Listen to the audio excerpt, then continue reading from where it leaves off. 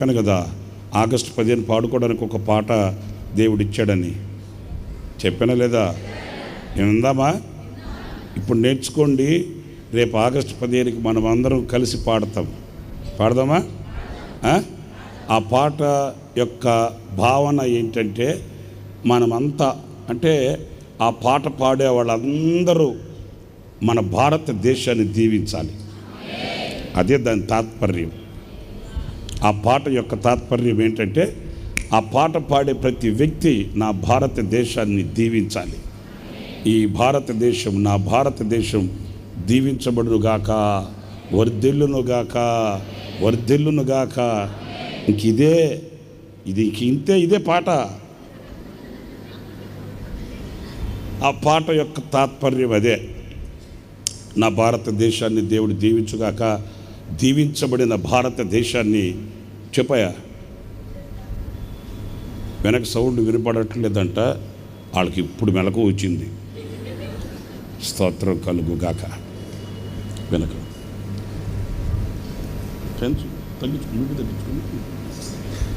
సరే, ఈ పాట యొక్క భావన ఏంటంటే, వినబడుతుందా? హల్లెలూయా, స్తోత్ర. వినబడుతుందా? ఏందా ఒకరిటి అంటారు. స్తోత్ర బయట బాక్స్ పెంచరా, మరి వినిపించట్లేదంటారు.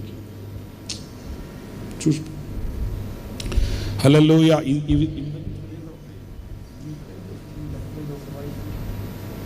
మన తగ్గించు. స్తోత్ర,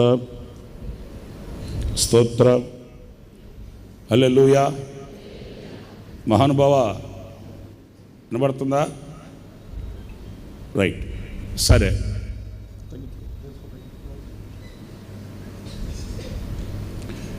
ఈ పాట యొక్క భావన ఏంటంటే, దీవించబడిన విరజిల్లిన భారతదేశాన్ని నా కళ్ళతో నేను చూడాలయ్యా. మనం బ్రతికుండగానే అది చూడాలి. మనం ఎప్పుడో జరుగుతుంది కాదు. మనం బ్రతికుండగానే, మనం చూస్తూ ఉండగానే భారతదేశం విరజిల్లాలి, ప్రకాశించాలి, పరిమళించాలి, ప్రజ్వలిల్లాలి. అది నేను చూడాలి. ఓకే, ఇది తర్వాత వచ్చి మేమంతా ఎవరమో కాదు, ఎక్కడెక్కడో పుట్టి పెరిగిన వాళ్ళం కాదు. భారతదేశం మేమంతా కూడా ఒక తండ్రి, ఒక తల్లి బిడ్డల్లాగా మేము బ్రతకాలి. ఓకే, ఈర్ష, ద్వేషాలు, పగ, కార్పణ్యాలు ఇవేమీ లేకుండా, కులము, గోత్రము అనే భేదాలు లేకుండా మేమంతా ఒక తల్లి బిడ్డల్లాగా బ్రతకాలి. ఆ ఐక్యతని మా కళ్ళతో మేము చూడాలి. ఎందుకంటే నీవు నిర్మలమైన ప్రేమను మాకు నేర్పించావు. అవును కదా? యేసయ్య ఎట్లాంటి భేదాభిప్రాయాలు మనకు నేర్పించాడా? ఇలాంటి కక్షలు, ఈర్ష్యలు, ద్వేషాలు మనకు నేర్పించాడా? చెప్పండి. నిర్మలమైన ప్రేమను ఆయన మనకు నేర్పించాడు. అందుచేత నా దేశం ఎలా ఉండాలని నేను కోరుకుంటున్నానంటే, ఒకరిమే ఒక తల్లి బిడ్డల్లాగా ఆ అనురాగాన్ని పంచుకుంటూ, ఆ ఆప్యాయతను పంచుకుంటూ మేమంతా ఒక తల్లి బిడ్డల్లాగా బ్రతుకుతూ వర్ధిల్లాలి నా భారతదేశం. ఇది మరొక ఆలోచన ఏంటంటే, నీవే మా దేశం కొరకు ప్రాణం పెట్టావు, మా దేశ రక్షణ కొరకు బలి అయిపోయావు. మా యొక్క క్రయధనమును, విమోచన క్రయధనమును నీవు చెల్లించి మాకు విడుదల ప్రసాదించావు. గనుక ఈ నీ త్యాగము వలన కలిగిన సత్య సంపద, ఏ సంపద? సత్య సంపద నేను అనుభవిస్తూ ఈ నా భారతదేశం కీర్తి శిఖరాలకు ఎక్కుచూ వర్ధిల్లాలి నా భారతదేశం. వింటున్నారా? అంటే నీ సత్య సంపద నేను అనుభవించాలి, నా దేశం అనుభవించాలి.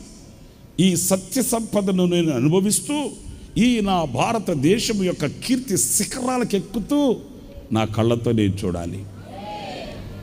ఓకే, మనం దిగజారిపోయి, మనం సతికిలు పడిపోయి, మనం పాడైపోయి, మనం ఏదో అన్నట్లు బతుకుతూ నా దేశం బాగుపడాలి అట్లా కాదు. నేను దీవించబడాలి, నా ద్వారా నా దేశము దీవించబడాలి. నా దేశంలో నేను దీవించబడిన వాడనై ఉండాలి, నా మూలాన నా దేశం దీవించబడిన దేశమై ఉండాలి. ఇది ఒకటి. మూడవది ఏంటంటే, సుస్థిరమైన పునాది నీవు మహిమ రాజ్యానికి. ఓకే, సుస్థిరమైన పునాది నీవు మహిమ రాజ్యానికి. అద్భుతమైన రక్షణ నీవు నా భారతదేశానికి. ఆ దేశానికి పునాది ఆయనే, ఈ దేశానికి రక్షణ ఆయనే. ఓకే, చాలా చక్కగా దేవుడు ఇచ్చాడు. చాలా చక్కగా వీడియో కూడా సెట్ చేయడం జరిగింది. ఒకసారి వినండి, నేర్చుకోండి. ఈ వారమంతా యూట్యూబ్లో ఉంటుంది కదా, యూట్యూబ్లో పెడతారు కదా, బాగా నేర్చుకోండి, కంఠోపాఠంగా నేర్చుకోండి. ఇక ప్రాక్టికల్ ఎప్పుడు? 15వ తేదీ ప్రాక్టికల్. కళమెత్తి మన భారతదేశాన్ని అందరం వేల మందిగా కూడుకొని దీవిద్దాం మన భారతదేశాన్ని. ఆశీర్వాదపు పలుకులు పలుకుదాం మన భారతదేశం పైన. నా దేవుడు దీవించి ఆశీర్వదిస్తాడు. హల్లెలూయా, హల్లెలూయా. వింటారా? బాబు వేస్తారా?